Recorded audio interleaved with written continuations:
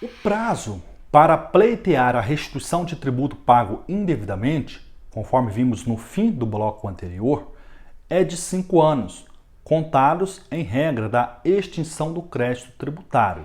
Ocorre que, conforme vimos em aulas anteriores, existem 3 modalidades de lançamento: o lançamento de ofício, lançamento por declaração e lançamento por homologação.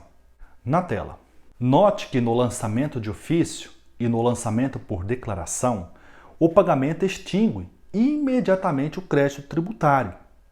Porém, no lançamento por homologação, a extinção está condicionada à homologação da autoridade administrativa, que ocorre de forma expressa ou tácita, no prazo de 5 anos, quando então o crédito será extinto.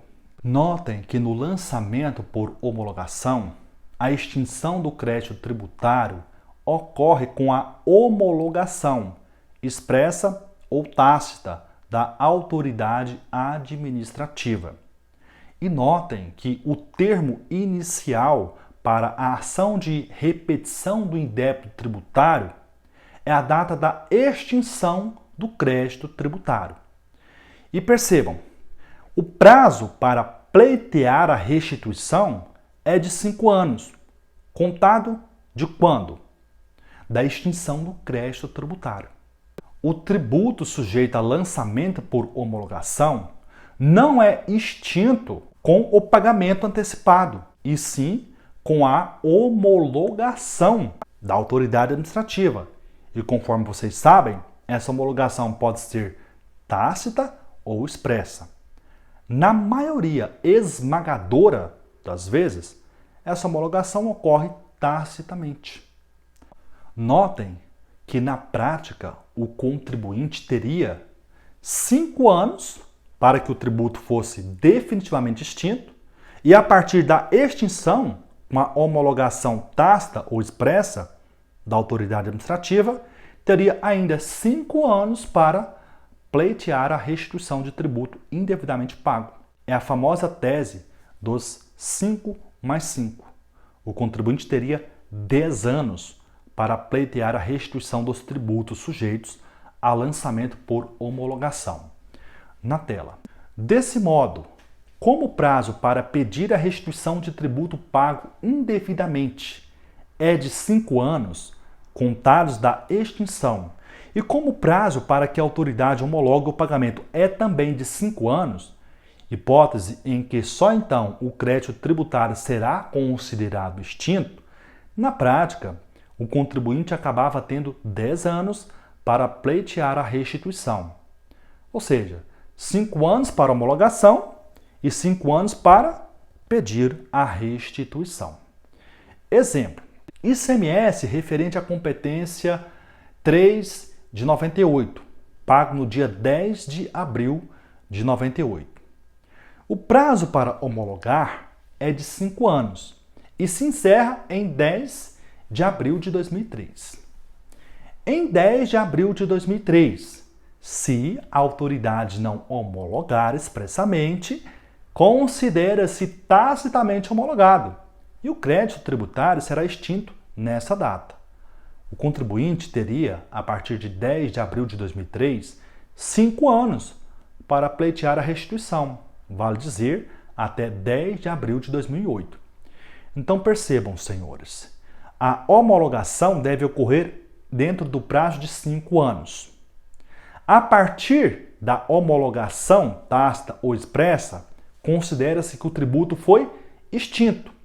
E a data da extinção do tributo é considerado legalmente o termo inicial para a ação de restituição do indébito tributário.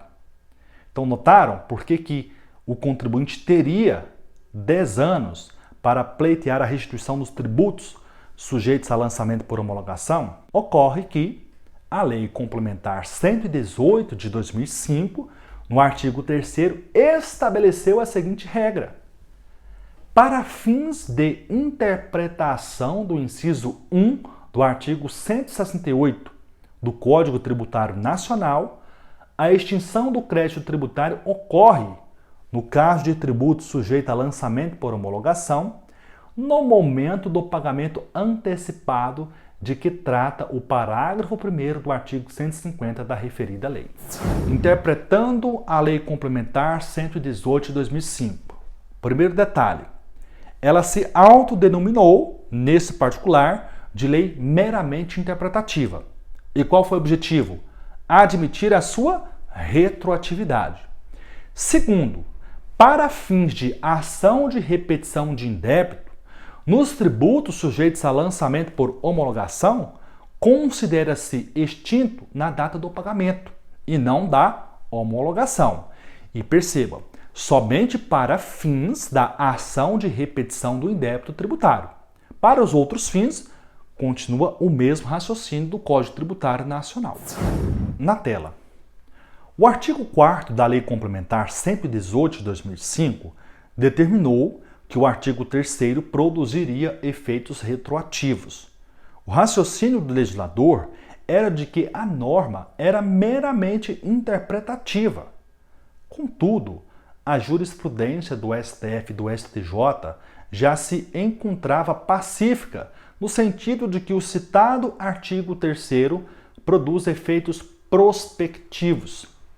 Desse modo, todas as ações ajuizadas após a vigência da Lei Complementar 118 de 2005 estão submetidas ao novo prazo, ainda que se refiram a pagamentos anteriores à vigência da referida lei complementar. Explicando. A jurisprudência do STF e do STJ já tinha sido firmada no sentido de que nos tributos sujeitos a lançamento por homologação, o prazo de 5 anos para pleitear-se a restituição do indébito tributário era de 5 anos contados da data da extinção, que só ocorreria com a homologação tácita ou expressa da autoridade administrativa. O legislador, reagindo contra esse posicionamento, editou a Lei Complementar 118 de 2005, atribuiu-lhe a pecha de lei meramente interpretativa para superar o posicionamento da jurisprudência do STJ e do STF. Ocorre que a jurisprudência não admitiu essa interpretação, de modo que as ações que foram propostas até a data de vigência da Lei Complementar 118 de 2005 considerou-se o entendimento anterior, no sentido de que o prazo para ajuizamento da ação de repetição do indébito tributário seria de 5 anos contado da extinção, que seria a data da homologação tácita ou expressa.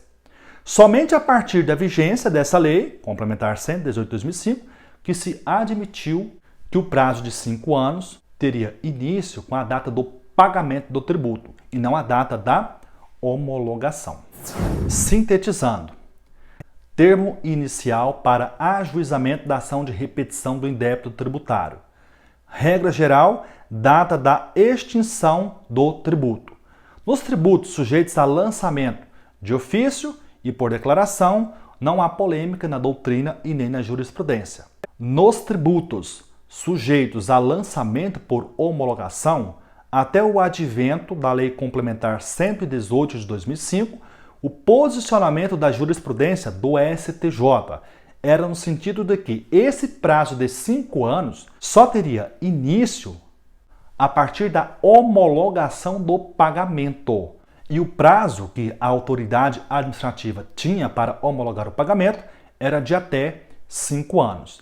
Se a autoridade administrativa não homologou expressamente, o que raramente ocorre, a extinção do crédito tributário ocorreria em 5 anos. A partir da extinção do crédito tributário, nessa hipótese, é que teria início a fluência do lustro prescricional para ajuizamento da ação de repetição do indébito tributário. A Lei Complementar 118 de 2005, reagindo a esse posicionamento do STJ, se autodenominou lei meramente interpretativa para dizer que, para fins da ação de repetição do indébito tributário, nos tributos sujeitos a lançamento por homologação, considerava-se extinto o crédito tributário na data do pagamento e não da homologação. A jurisprudência do STJ e depois do STF admitiu esse novo entendimento, porém, somente para as ações de repetição do indébito tributário que foram ajuizadas a partir da data da sua vigência. Vamos analisar a segunda regra na tela.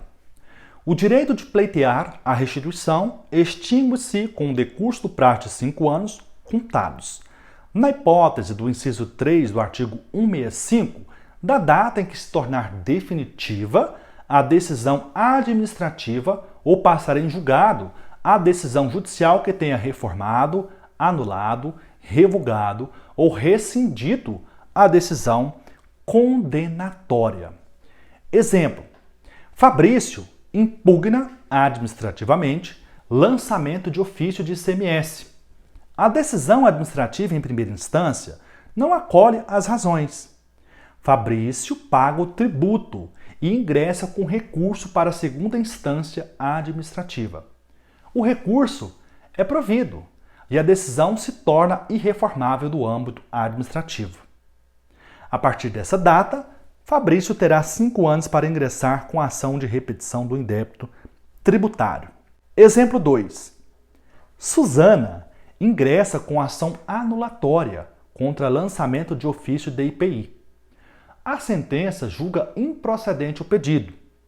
Suzana paga o tributo e, na sequência, interpõe recurso de apelação. O TRF dá provimento ao recurso e reforma a decisão. A União não recorre e a sentença transita em julgado. A partir desse momento, Suzana terá o prazo de 5 anos para ingressar com ação de repetição do indébito tributário. Meus caros, essa hipótese é uma hipótese de raríssima ocorrência. Notem, no primeiro exemplo, o Fabrício demanda administrativamente, ele impugna o lançamento. E na primeira instância administrativa, ele perde e recorre. Porém, ele resolve efetuar o pagamento do tributo.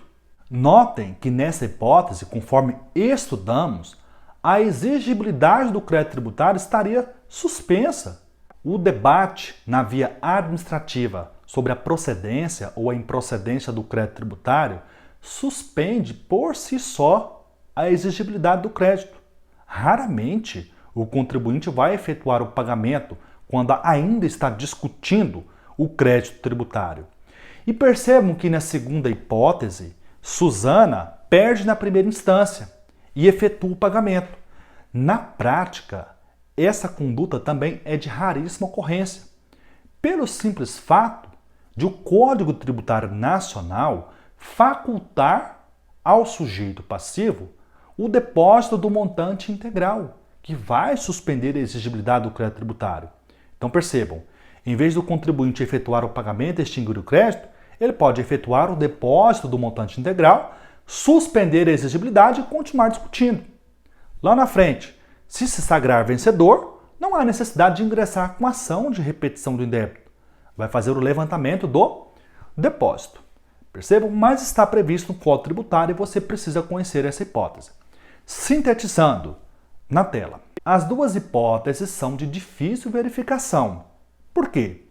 No primeiro exemplo, a interposição de recurso na esfera administrativa tem o condão de, por si só, manter suspensa a exigibilidade do crédito tributário.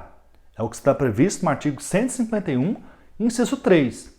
E no segundo exemplo, o contribuinte, em vez de pagar, poderia fazer o depósito do montante integral, hipótese em que a exigibilidade do crédito tributário ficaria suspensa, conforme o artigo 151, inciso 2 do CTN. E como fica a situação da decisão administrativa denegatória? No próximo bloco, até já!